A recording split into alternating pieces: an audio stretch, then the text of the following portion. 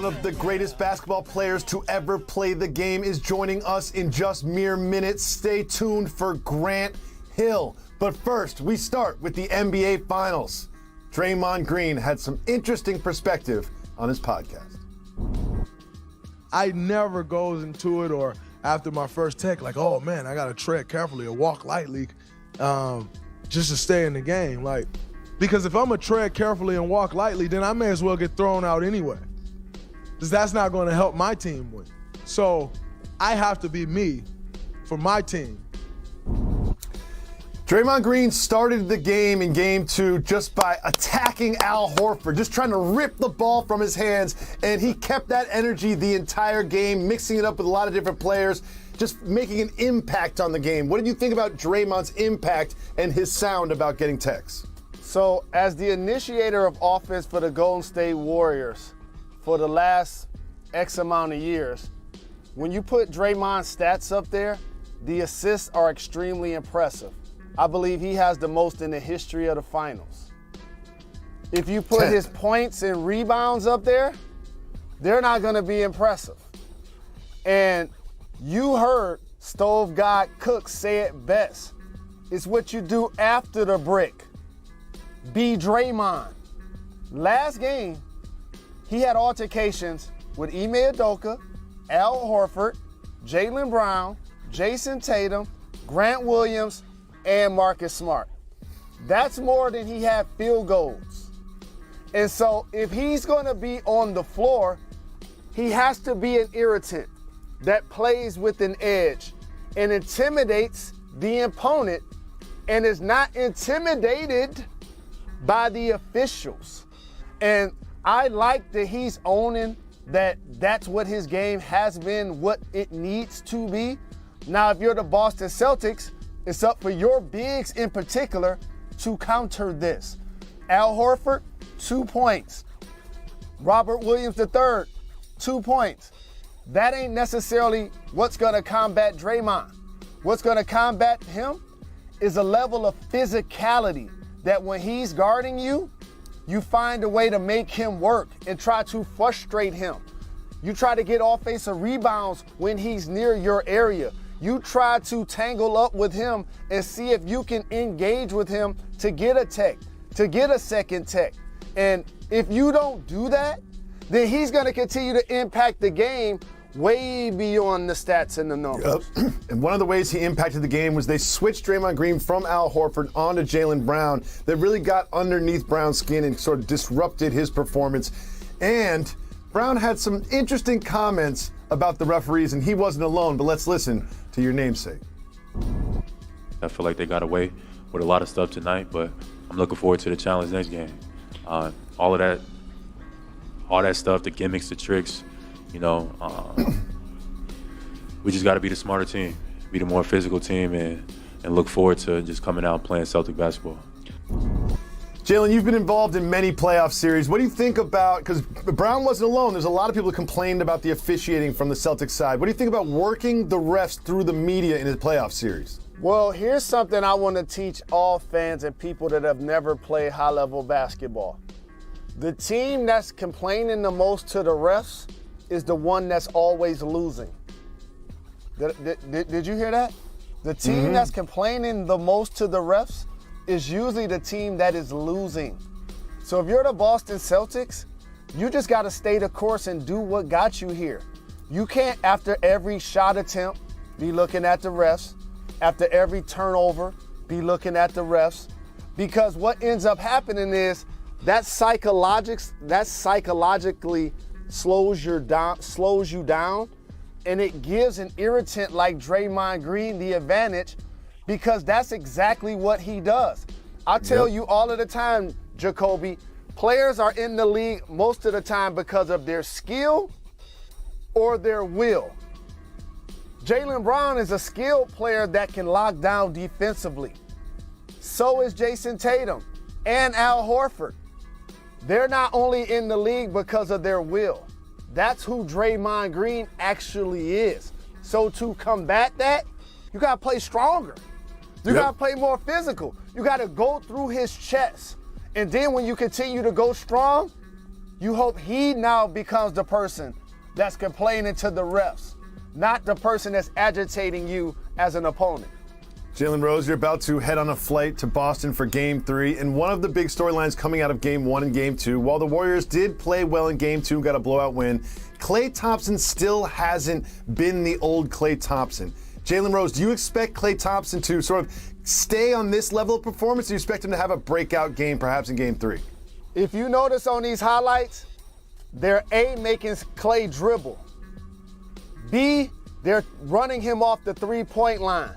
He played an NBA game where he scored 60 points and only dribbled 11 times. You just saw 11 dribbles right there when he was going to his left and fumbled the ball, hypothetically.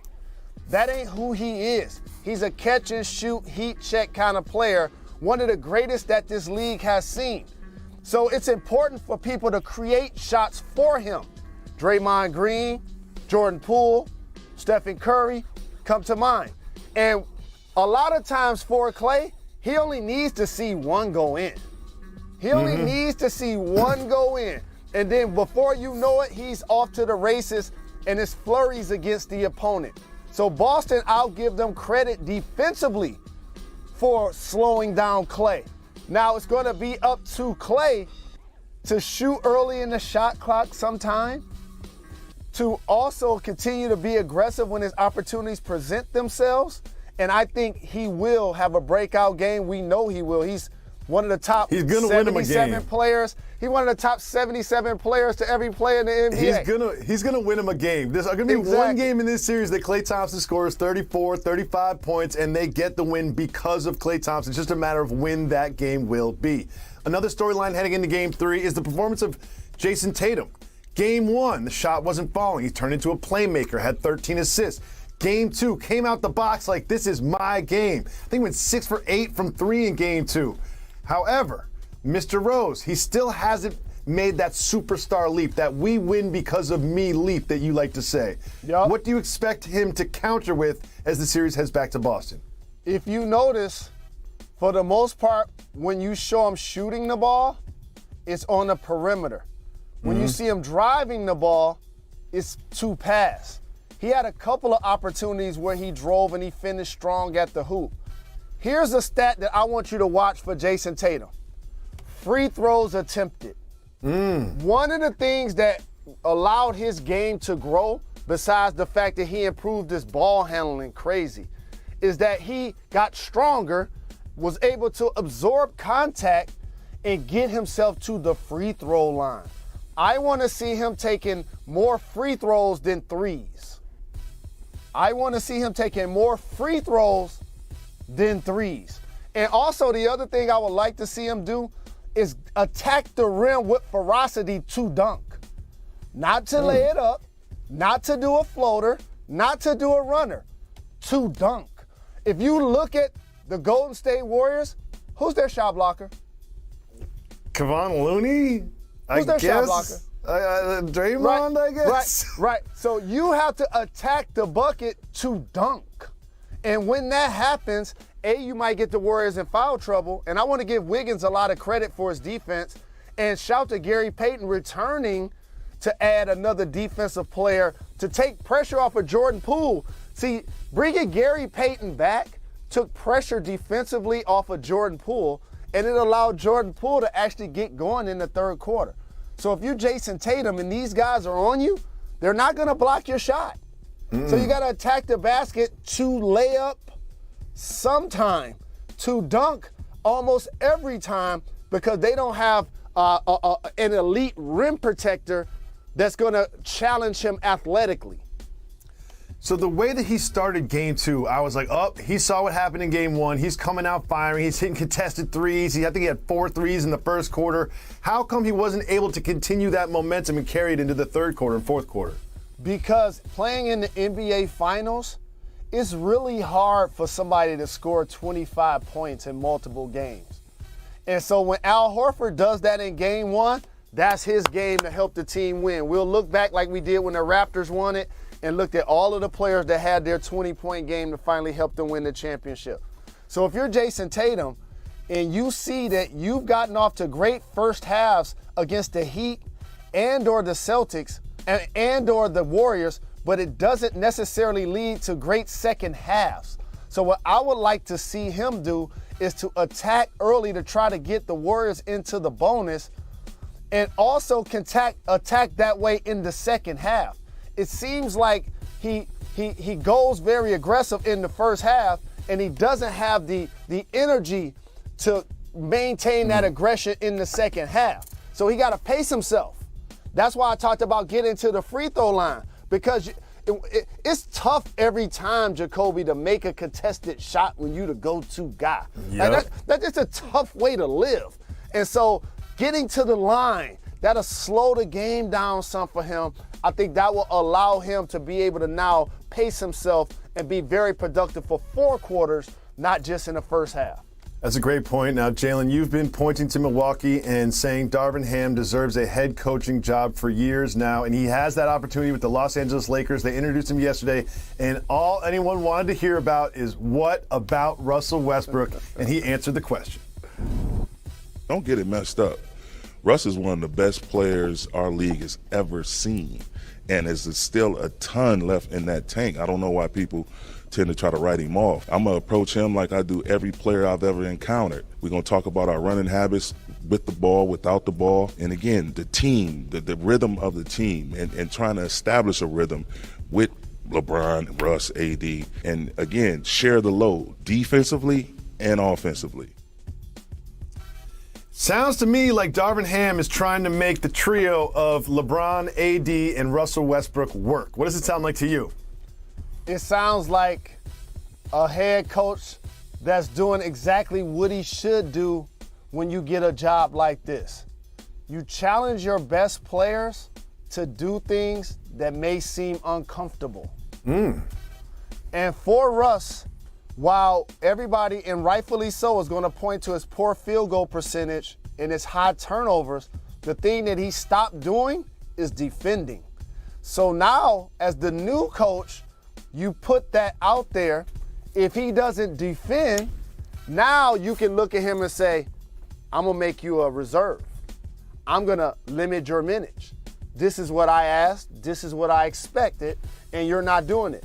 And he also talked about sharing the load as a team offensively and defensively. Let me translate that for you. You got to learn to play off the ball some and move and cut and get offensive rebounds and play in transition. He's still one of the fastest, most athletic players in the league at his position, and he still have shown that he can be a productive player. But the other thing that's going to happen is Anthony Davis. They added Rasheed Wallace to the coaching staff. Darvin Ham and Rasheed are going to make sure to challenge AD to be a top-tier player again. Jalen, who is joining us in just seconds after this show? And Jacoby, we have the honor of being joined right now A legend. by an immortal basketball Icon. legend, Grant Hill, joining the show. Thank you so much for taking the time. Hey, thanks for having me, guys. I appreciate it. I'm really excited as somebody that's competed against you for a long time, consider you a friend, that you're going to write a book.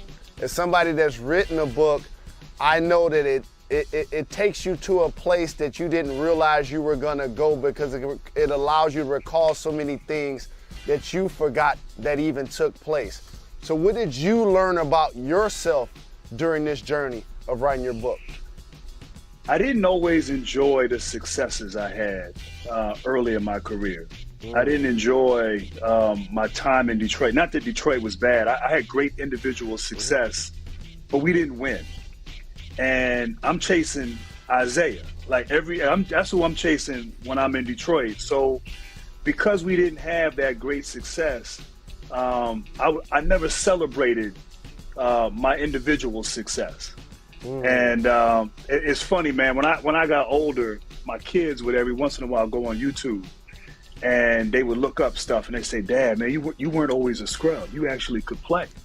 And, but you forget that, you know what I'm saying? So I didn't appreciate the good moments. That's really well put. And as someone who's been a fan of yours from the Duke days, but I've always been a fan, for other people like me, what aspects of your life will we be able to experience when we read this book? You know what? I struggled with confidence. You know, I lacked confidence. I think, and Jalen, you understand this as a ball player, you put a mask on. You put your armor on when you go to the park, when you go play. Those battles we had, and I was at Duke, like I didn't really step into my confidence and my belief probably till my senior year. And at that point, that prepared me for what was next and the expectations that were there in the NBA. Obviously, I grew up, people talk about, there have been documentaries made about how I was brought up. But even with the privileges and the privilege I had, I still, we all have stuff. You know what I'm saying? We all have stuff we deal with. And I get into that. I get particularly in my early years and finding myself sort of coming of age. And I think basketball played a role in sort of validating and building up that confidence that I lacked at a young age.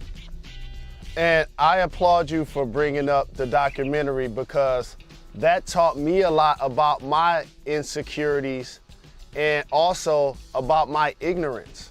I want to say this too, and I get into it a little bit in the book. And first of all, I say nothing but nice things about you, Jalen. Thank you, brother. That's mutual. I don't think no, but I mean, I don't think people understand the history and like even when the documentary came out, and I understood where you were coming from, and I wanted people to talk about it and have a conversation, and I felt like coming out of it, people got on one side or the other, and I questioned whether that was really healthy or not. But what people don't know is you and I talked about it a couple of days later, and we were good. Yep. And so to be able to like publicly dispute or squabble or whatever we did and to talk about it and move on. I remember coming up to your event in Detroit, the bowling event. Yep. You and I chopped it up. I'm sitting there, full disclosure, I'm telling Jalen he and Webb need to patch things up. Yep. You got the Duke guy trying to come and talk to them like, hey, real talk. And your mom was, and God bless your mom was there, and your family. And so it's always been a mutual respect, but it's always been competitive. And that's the way it was back then. But we didn't look at y'all the way y'all looked at us. You know what I'm saying? Like we respected y'all, we were fans of y'all. But of course we knew we had to compete to try to beat you guys because you guys were a great team for sure. I want to ask a couple of NBA Finals questions, Grant, because you're a terrific analyst. And as I mentioned, not only a Hall of Famer, but you deserve to be in the top 75 basketball players of all time. I've watched this game, grew up in the game. You definitely deserve that honor. But whenever they come out with a 76, you'll be in there for sure. I have to ask you about this year's NBA Finals. Right now, it's tied 1-1. The Golden State Warriors blitzed the Boston Celtics in the third quarter. What are you seeing from either team, and who do you feel like may ultimately prevail in this series? Well, first of all, I appreciate those kind words, and you've always, been a fan and advocated for me, so I'm always grateful for that. So I appreciate you for that. Interesting series. You think about it. 2 games in the 8 quarters, Golden State has pretty much dominated those 8 quarters, or at least won those 8 quarters. Boston had a great, fourth quarter in game 1. Boston, they haven't played well at home throughout the playoffs, which is really fascinating. They've done better on the road. Golden State figured some things out. They made them uncomfortable. They got in their space. They forced turnovers. Boston's capable. And certainly we've seen that. But Al Horford, Marcus Smart, of course, Derek White, they weren't able to get off. And I think Golden State said, look, we're going to play straight up Tatum and Brown and have Green and Wiggins guard those guys. And we're not going to let anybody else beat us. So the defense, I think, ratcheted up. I think the overall experience of Golden State, having been here before, you have to still give them the nod. I think Golden State in 6. I think Boston will win another game, but I think Golden State ultimately will prevail. Klay Thompson will play better. He's due for a big game. I think we'll see one here either in games 3 or games 4. Thank you so much for the time. You can check out Grant's book, Love Game and and Blessings, my Autobiography, brother. anywhere that